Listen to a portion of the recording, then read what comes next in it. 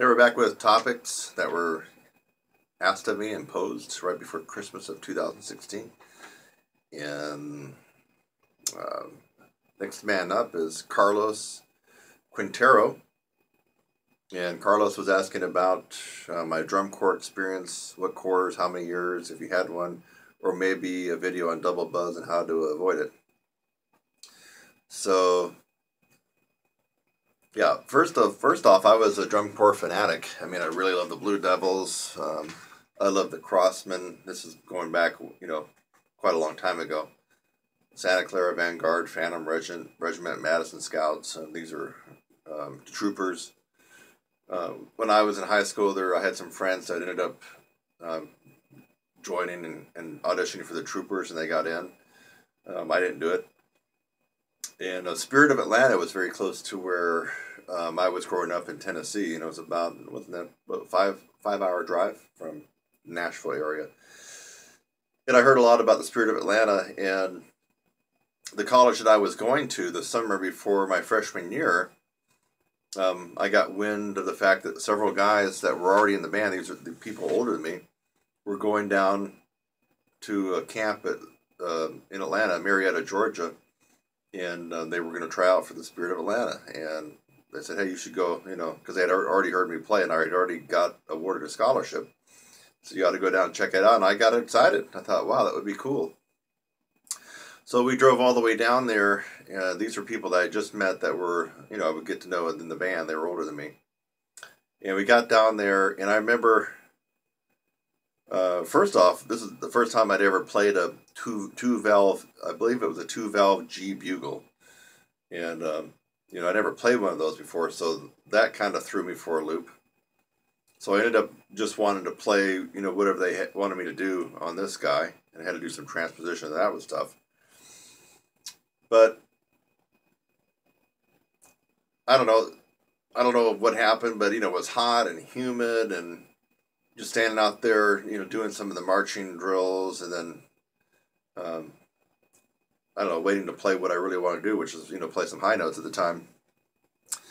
But I don't know, it just didn't float my boat. I almost thought about doing it. And then at that time, we're going back years ago, the main trumpet solo, or the soprano soloist for the Spirit of Atlanta, was a guy named Hunter.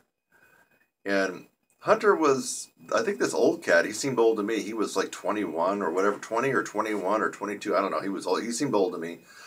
But he played well. But when I went to play, guess who got owned? That's right.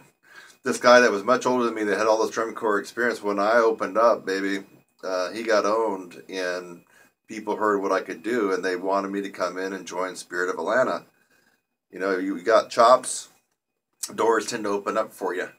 So I did get the offer on the table that could definitely come in my very first year, no experience at all, and play lead soprano, and maybe have some opportunity to do some of the solos, which would mean that I would be cutting in on Hunter's territory.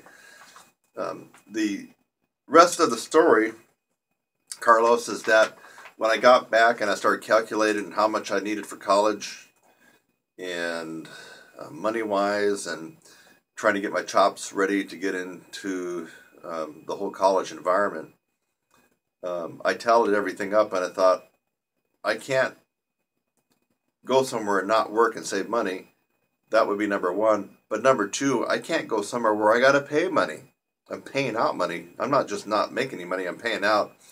And when I add it all up, it was a no-brainer for me. I wasn't going to be able to do drum corps the summer before my freshman year in college, mainly due to financial reasons. So if I'd been related to Bill Gates, then I probably would have gone. I wouldn't have had to worry about expenses coming back. But that's pretty much my story, and my rubbing elbows with the people in drum corps. That's how close I got. But I actually got to go down there and play with these guys, do some marching drills, and I did, show enough of my power and my talent at that time, where they were very interested in having me come down and being a part of it. I wish I could have, because these guys that I went with, they actually went and joined Spirit of Atlanta. And boy, did they have all kinds of stories to tell me, especially about the girls, the color guard, all those long bus trips. I'm like, oh man, I really missed out. I did miss out on that. I mean, there was a lot of partying, a lot of fun going on. Wow. So there's a lot of stuff that I missed out on, truly. And if I could go back and do it again, if I had a little bit more cha-ching in the bank, I really wish that I could have done it. But that's all I can tell you about with my experience.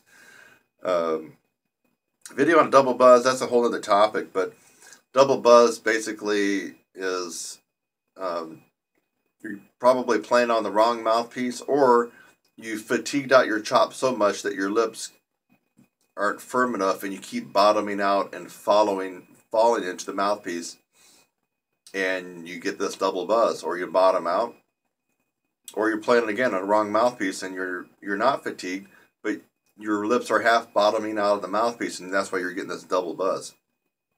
That's going to be a whole nother tutorial, Carlos. I already have that on my agenda from last year. It's just I haven't done it, so I'll probably go into more detail about getting the double buzz and also bottoming out on your mouthpiece.